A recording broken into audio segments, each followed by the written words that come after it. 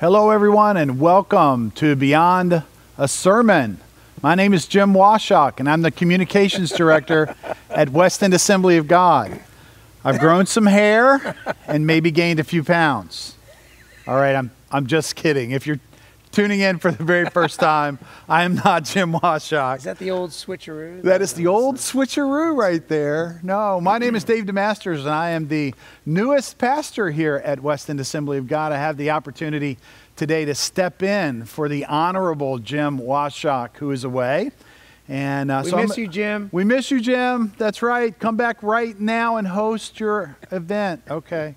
So I'm delighted to be here with Pastor Shane, and we're going to work through a review and some exciting discussion. We've had a number of questions that have come to us since Sunday about the message, which was powerful and amazing. Praise God. So we've had some great information come in, questions come in over that course of time. And I want to let you know in the viewing audience that you can type in a question, send it in to us, and we will take them here live as well. So delighted to have you with us, and we're looking forward to a wonderful discussion. Pastor Shane, it was a great sermon on Sunday. Yeah, thank you so much. It was a great kickoff. We've had a wonderful few weeks of celebrating 50 years of ministry here at West End Assembly of God. We celebrated our heroes, reminisced the great stories of what God did over our history, and this past Sunday was an opportunity to really launch the next season at WEAG. So it was just week one of what it will be a three-part series of unfolding the vision of what our future looks like, where God is taking West End Assembly of God in the years to come. I wonder, could you take like a minute or two and just summarize for many of us that may not have seen it? Let us know what the sermon was about. Yeah, sure. I hope you check it out online. You can still watch that if you want to. If you're interested, whether you go to WEAG or as your home church, or you're just interested in seeing where God is taking us. I began week one in really this idea with one word: expansion. And I got it from, we've used the nation of Israel before in similarities of where we've been as a church. In fact, we just came out of a season of waiting. We came out of a season where God had a tornado who took out part of our gymnasium, where we had worship services happening weekly. And so we all came together during the sanctuary, and everyone immediately wanted to know, what are we doing next?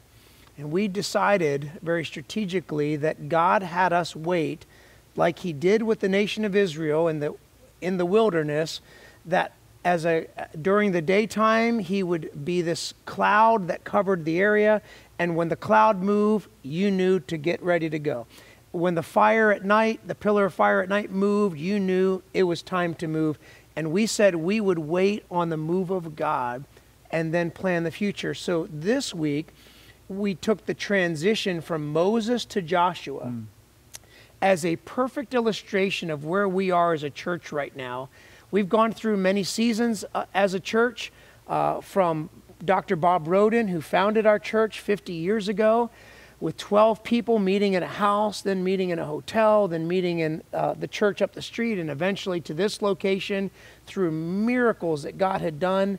And then for 24 years with Pastor John Hirschman, who had this season of raising up leaders, one of which was me, I was in the congregation, then as a volunteer, then I was on staff, and now God has called me to use my gifts to lead our church. And we've referred to these seasons as somewhat chapters, and I've called it WEAG 1.0, WEAG 2.0, and this is really the season, the beginning of WEAG 3.0, and we began with this one word, the same word that God gave Joshua to expand. That he would expand their territory, that he would expand, and now they were wandering for 40 years and taking important steps that God was using to transform them during that season. But now he was saying, every step that you take will be a step that I'm giving you. every step that you move forward will be a step that I am taking with you. This is a time to move forward. Only be strong and courageous. And we were just encouraged Sunday that we are going to step into this new season, WEAG 3.0, and expand the family of God across all cultures and generations. So it was a great Sunday. Yeah, it really was. I wanted to start at the end of the sermon, if I can, which Sure. I know is a little bit crazy, but you were talking about WEAG 3.0, and at the very end, you unveiled the greatness of the WEAG 3.0 t-shirt. And so it's pretty amazing, and on the back, there was all this information that was going on. And I was wearing the t-shirt, so it was very traumatic for some people. They're still recovering from me revealing a little too much of myself. So it feels like a concert t-shirt. Yeah. So I wanted to have you just talk a little bit about the T and what it meant and what's going on with that. Well, first of all, WEAG 3.0, I explained where that came from, but the back of the shirt, the vision tour, it wasn't about us taking this vision and going on tour. It was about listing all of these areas of town, and we listed some of these areas that we have here, and some of these areas that these are not announcements of places that we are 100% going. Okay. These are not areas that we have vetted and said we're launching a church. We didn't take pictures of the new building that we have in any of these areas to unveil it on Sunday.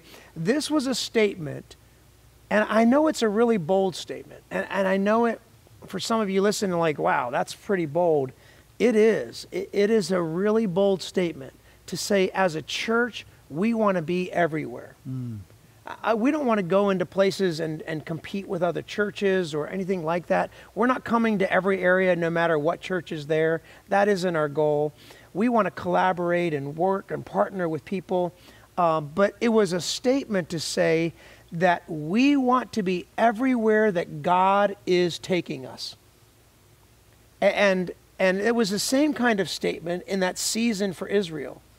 That Israel was saying that every step we take will be a step that God is taking, and we will assume that this is God moving us into new territory that God is claiming rather than the enemy keeping. And so we're saying, hey, we know this is a bold statement. But yeah, so north side, east side, the city, the far west end, south side, Goochland, Powhatan, Hanover, and beyond. And that's not a statement to say that there'll be a church in the next 5 years in every one of those places. But we want to be one church in many locations. We believe that that's really our future. In fact, we think that's a statement that if you're a church out there, you ought to consider as well, because this is an aspect of our culture that is true. I think our culture's longing for a church that would collaborate together and work together and make one statement across the whole area and say, we are everywhere. We're a church that's coming to you. If we're not in your city yet, but we want to come to your city. Right. So we're going to just pray and ask God to guide us. We're not making, again, buying properties in all these areas right now. But we're dreaming. And Sunday was about inviting our entire congregation, and maybe you're watching today, and I want to invite you to dream with us. Come dream with wherever God may take us. It may be expand well beyond. These are just areas in the Richmond surrounding areas. It may be much further east than what I'm saying. It might be all the way to the beach. It might be further north than as far as Virginia goes. It might go beyond Virginia. We've already had many churches and missions projects and things like that around the world. But we want to take what God is doing in us to expand the family of God across all cultures and all generations and say, God, we will go into every neighborhood that you would guide us to. So we're coming to you. And that was our message on Sunday. That's so great. So to those of you that are viewing, want to remind you, you can submit questions, and we'll attempt to answer those in this live segment that is recorded and will be replayed. one of the observations that was made was you've been here for 3 years as lead pastor. And so the question that came in is there a reason that you believe that now is the time that this vision has been released and that we're moving forward as a church? Yeah, it's a great question. So why didn't I just say all this 3.5 years ago? Well, the truth is I did. I just keep saying it a little differently because God keeps shaping it. There was a season for everything. There's a time and there's a season, and Solomon's great wisdom in Scripture reminds us of that. But this is a season in our church. When I took over from John Hirschman, the most important thing that could happen was for God to speak to us as a church where we were right then. And right now, God is speaking to us as a church where we are today. And we weren't there yet. Today we are. And so I've just been responding to God. But I did say several things that are the same. For instance, the very first passage that I spoke on in a vision series, and you weren't here yet, but it was our first vision series that I did. Our pastor used to do something called a bellwether address as the lead sheep, believing that he was the bellwether. And so that very first year, that was the name of it. And this was my first bellwether address, so to speak. I called it a vision series, and I have ever since. But it was a time, a few weeks to take and lay out vision for our church going forward. And God gave me this passage in Isaiah 43:19. Behold, I am doing a new thing. Now it springs up. Do you not perceive it? And so we talked about capturing what God was doing and being a part of what God was doing as he moves us forward and he's changing. And we talked about how God is a God of progression. He's a God who moves forward. He constantly changes. He's constantly evolving. He's constantly transforming. You saw some flowers bloom on your trees recently, I hope. And they were different than last year. Unless you live in a condo, and then you don't maybe plant any of those trees, like Pastor Dave. But hey, they plant trees around you. The beauty is they're the best kind of trees, the ones you don't take care of. And they bloom perfectly every year, but they're different. They're unique. Every flower is unique. You can't find the illustration we used because it was snowing was a snowflake. And that was probably one of the times that Bob Laughlin threw a snowball at me at the end of the broadcast. But we just talked about how every snowflake is unique, that God is constantly creating. He's constantly progressing, and he wants us. Why would he want his church, which is his body, his representation, to be anything short of constantly progressing and evolving and transforming? That's what we're doing here at WEAG. We're just responding to what God has been doing really for 3.5 years. So why I chose now is because I believe that God was taking us through this transition.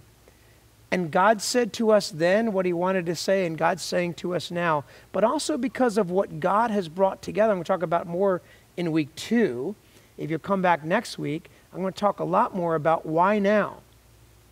And part of why now is because of the circumstances that God has led us through, because of the people that he has gathered, the gift mix that he has brought together, the leaders that he has brought together, the congregants that he has brought together, everything he's brought together, working together for the good of those who love him, working together, all of it, mixing together as the best stew imaginable, but better than that, to go and feed the masses and go into the communities where we can go. And what does that look like here? So I can't wait to talk more about that, but that's how we're responding right now. This is the message that God has for us. This is the 3rd chapter of our church and what it looks like to expand and go forward. It still is the same thing. We've talked about it before, but what does it look like right now for God to be doing a new thing yet again? You mean he's doing a new thing again? Yep. And guess what? Next year and the year after that and the year after that, I hope that we start having people come to me and say, Pastor, we're not changing enough. We've been having the same worship style for too long. We need to change because there's this beautiful creativity of progression that only comes from God. He's constantly progressing us as a church forward, transforming lives and transforming our ministry to be even more impactful than we were yesterday. God is the same yesterday, today, and forever. But you know what is most consistent about God? Is that he's always transforming. He's always progressing. He's always changing. He's always moving forward. And we're just trying to keep up here at West End Assembly of God. So that's where we're at. That's great. One of the points that you made, you were talking about expanding courage. And a question came in about that point. And it says this: you discussed Joshua and Caleb, and that what they saw in the land was the same as what the others saw in the land, but that their response was incredibly different. So what did you mean by that? That all of them saw one thing, but two of them had a very different response?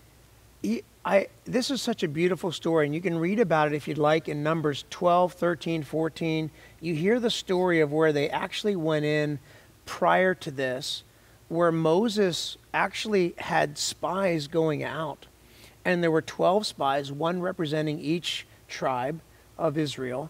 And the 12 spies went out and spied the land that God would promise to give them. The promised land is what it's called in Scripture, right? So they went out and spied the land. 10 of them came back with a report of giants in the land and people that were so powerful and so impenetrable, cities that were impenetrable, and people that were overpowering, and there was no way we could take it.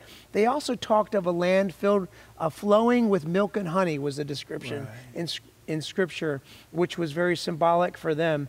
And this, they brought back fruit samples, okay, not like the ones they used to do in Sam's Club, in Costco. That's right. Except these were carried between two people. They were so giant, they were carried between two people, and the spies all brought back the same report. But Joshua and Caleb were the two spies that later in Joshua we're reading about now as a church, where they were the only two who went into the promised land. And because they were the only two, instead of looking at what everyone else saw, they saw what God saw. And I think courage, if you can't expand without having courage, because you can't expand without having a battle. Change doesn't happen without conflict. There is conflict. And when God was telling the nation of Israel to cross the Jordan, they had crossed the Red Sea and they wandered for 40 years, but now I'm going to have you cross the river, and now every step that you take will be new ground that I am taking. Joshua and Caleb brought a courageous perspective. And the courageous perspective was, they may be bigger than us, but they're not bigger than God. In fact, their perspective was the land was God's to give, not the enemy's to keep. That was their perspective. This is God's land to give to us. It's His promise. And when God promises it, no one can take it away. So it's God's to take away or not take away. And those were the two spies that were the only two that transferred into that next generation, into the promised land. It's pretty a remarkable story. And I think it really reflects where we are as a church, taking new ground. And I'm asking us to be courageous. I'm asking us to see God's perspective when we come into talking about what does it mean to keep evolving and transforming and progressing as a church. What does it mean to respond to God and follow Him into new? Well, it means, it does mean progressing many of the things that we do, and that expressing differently. Our founding pastor said it week 1 of our 50th year celebration. He said that we'll go back to the past and take the values that God has always had here at West End Assembly of God, but we'll express them in a fresh way. We will say them in fresh ways. We will do that ministry in a fresh way. We will do everything and progress with God. And you got to be courageous to do that. I'm asking people to be courageous with me and say, this is the expansion program that God has for us as a church. Excellent. For those of you viewing, there's still time for you to submit a question if you would like to, that we can ask Pastor Shane, and he'll work on while he's here. As I was thinking about the courage component of the message, the opposite of courage is fear. And so I wonder if maybe you could comment just a little bit about these two forces and the impact that they have on WEAG while that is we're so thinking good about because this. you know, our culture, we've all experienced what fear does. Fear cultivates a culture of hate. Fear cultivates division. Fear cultivates anxiety and strife and stress. Fear brings in all of us a reaction to protect ourselves. Fear brings a self-perspective and that is all about us. Fear is preservation, and it's exactly the opposite that courage brings. Courage cultivates an atmosphere of love. Courage cultivates an atmosphere of reaching out. And if we make our church about others always, we will never be tempted. Well, we'll be tempted, but we will never give in. If we give in, we're reacting in fear. We become self-preservationist. We want to make sure that our people are taken care of. But if you focus on the outside, courage cultivates an atmosphere of love. And we desire to be a place of love as Jesus called us to be, and focus on other people. And when you focus on other people, there's always a river to cross. There's always a gulf to get across. There's always a need to meet. There's always someone else to help. There's always a mountain to climb. There's always a hill to take, because I can't stop until this person is helped. And that's who we desire to be here at West End Assembly of God. And that was really the season that Israel was being called into. They crossed the Jordan River, and the first people who crossed the Jordan River were the soldiers with swords drawn, because they knew that there was an enemy that thought that they should possess that land that God was giving them. And they said, this is God's land to give, not the enemy's to keep. So they came across ready to battle. Now, that's not exactly the blessing of God that most of us pray for. You're not like, yes, I need a battle in my life, God. War is great. I need more battles in my life. No, I don't. Give me peace. Give me comfort. Give me relaxation. Give me rest. I don't want battle.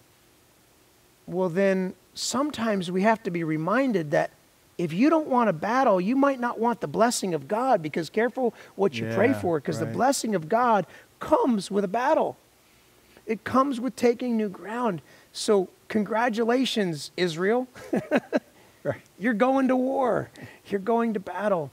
At the same time, there takes great courage, and that courage cultivates an atmosphere of love that all of us here at West End Assembly of God have appreciated for 50 years. And that is something that's going to carry us into our future. So your third point, you transition that expansion from territory to courage to expanding within us. And I've heard you say many times over the last few weeks and even couple of months, your idea, your thought, your passion that God do something in us so that he can do something through us. And I wanted to have you share a little bit of that with us, that idea, because it's so passionate, and I think what we need as we're about to march into our war. Well, none of us want to be like the 10 spies who didn't get it. You know, we want to be the Joshua and Caleb who brought back God's perspective. But in order to be the Joshua and Caleb, the point I was making Sunday, and the point that's so important to make here, in order to be the Joshua and Caleb who courageously see things the way God sees them, and to lead into new ground and progress with God, who's always evolving and always transforming, you can't take new ground until God takes new ground in you. You just can't do it. We cannot take new ground without God taking new ground in us. They don't go together. You can fake it till you make it. you can come along for the ride here at WEAG. And if you're just checking us out, we want you to stick around. I hope you come all 3 weeks and hear all 3 weeks of the vision.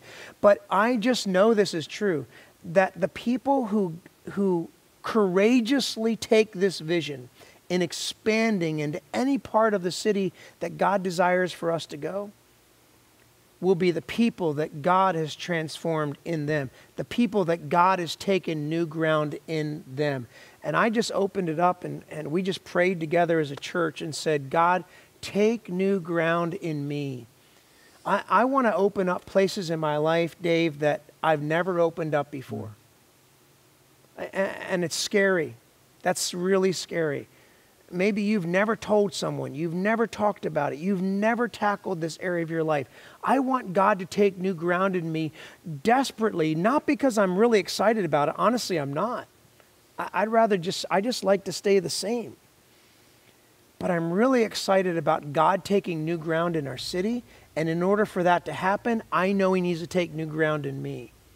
And so I'm inviting all of us to come together and dream about, would we be willing to open up areas of our life that we've never opened up before, and let God take new ground in a place that we've never gone before, and let Him free us to walk with Him and free us to cross the River Jordan into new land, taking new cities and new areas of Richmond. That's not a timeline of like, okay, on this date we're going to be in Powhatan, or in this date we're going to be, there's already good churches in Powhatan. I'm not saying there's some need there. I'm saying that we desire to be everywhere God would lead us.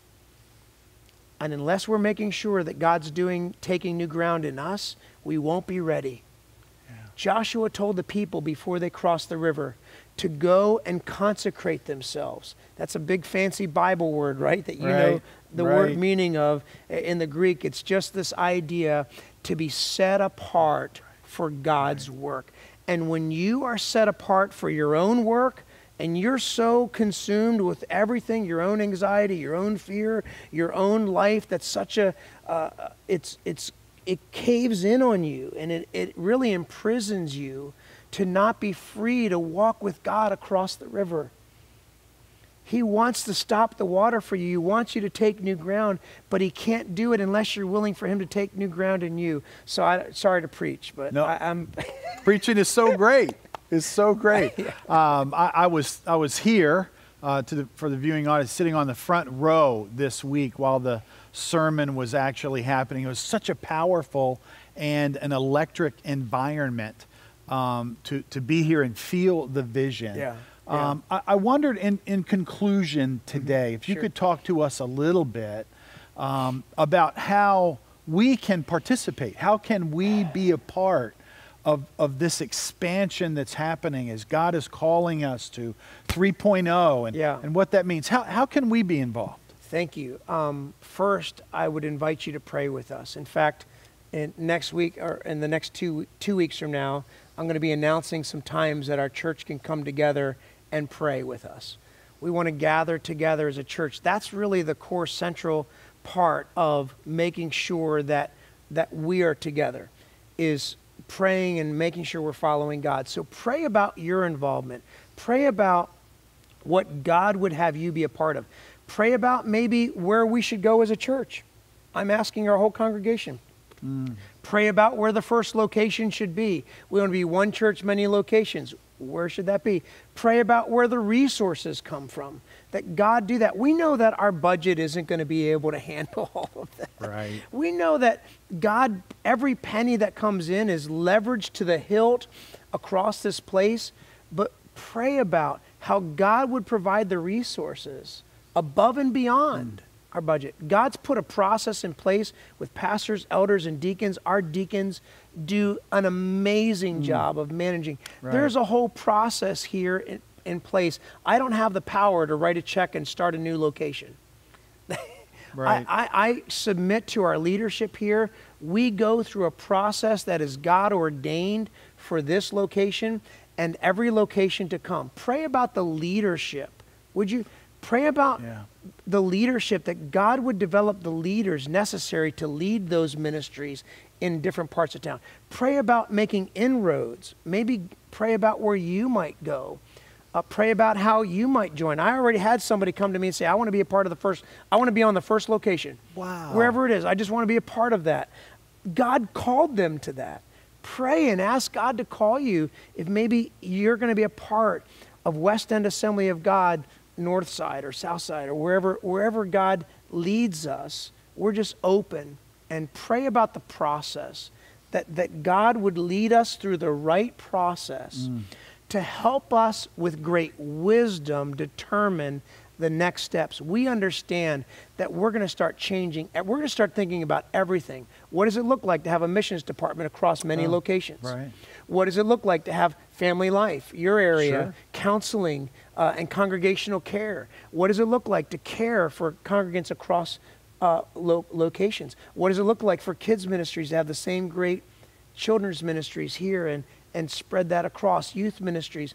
What does it look like for us to reach our city together? Wouldn't it be amazing to have many churches working together to reach our city?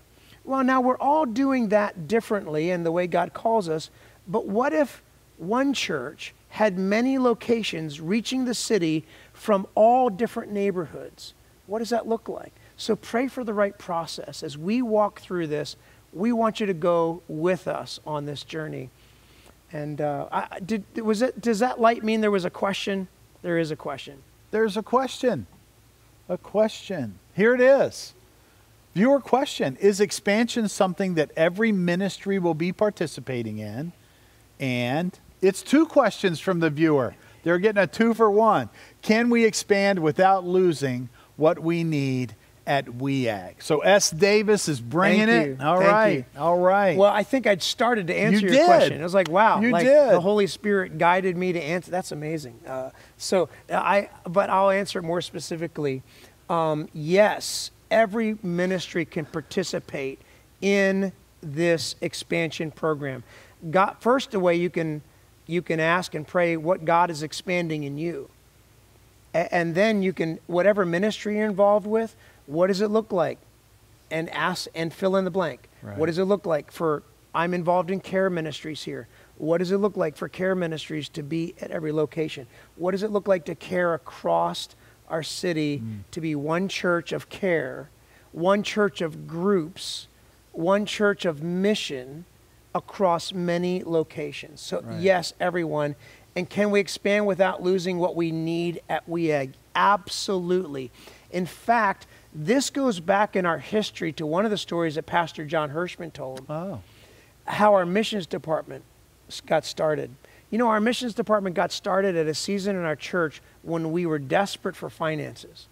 We could not afford to do this, but God had laid it on their heart to go out to a region and to build a church. And that first missions trip took place at a time when we should never have been going anywhere. We needed to take care of, we couldn't pay our own bills. Now, I'm not saying that that's our model. That's not a model.